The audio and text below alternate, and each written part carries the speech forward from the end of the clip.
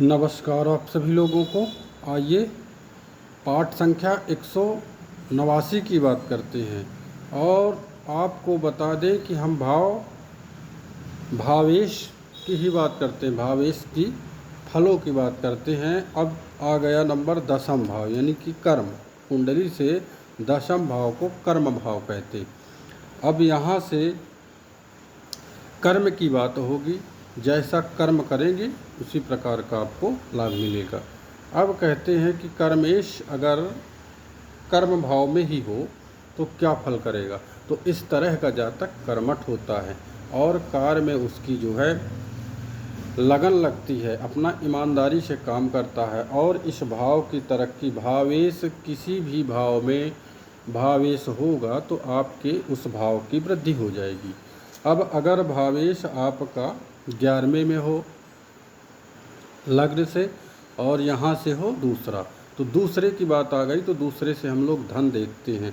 तो ये आपके कर्म का धन है। आप जैसा कर्म करेंगे उसी तरह का आपको यहाँ पर जो है धन प्राप्त होगा और आप बहुत सुखी रहेंगे। अब देखिए धन आएगा तो अब 12वां हो गया तो यहाँ से आदमी व्यय देखता है, तो आपके पास कर्म करेंगे धन आएगा, लाभ होगा और उसी से व्यय, घर का सुख और आप आगे पंचम देखेंगे तो वहाँ संतान का भी सुख करेंगे।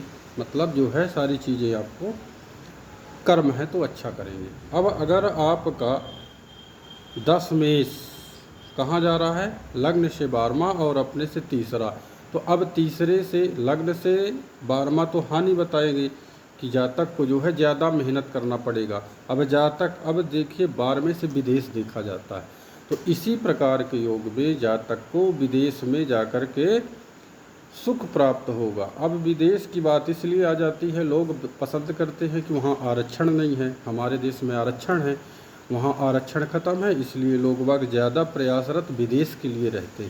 तो ये जो है आपका 10 मेष जा रहा है तो यहाँ विदेश का सुख प्राप्त होगा। अगर आपका 10 मेष लग्न में जाएगा और यहाँ से चौथे, तो इस तरह का जातक अपने छोटी सी ही अवस्था में, देखिए पहले बाल मजदूरी चलती थी अब बंद हो गई है, तो इस प्रकार में या तो जैसे उसके पिता किसान है तो जातक अपने जो है पिता का व्यापार संभालने लगेगा, खेती किसानी कराने लगे, यानी छोटी सी अवस्था में ही जातक को जो है काम के प्रति ईमानदारी से काम करेगा और लगन होगी। ये चीज़ें हैं। अब आपको आगे भाव के बारे में जानकारी देंगे, तब तक के लिए नमस्कार।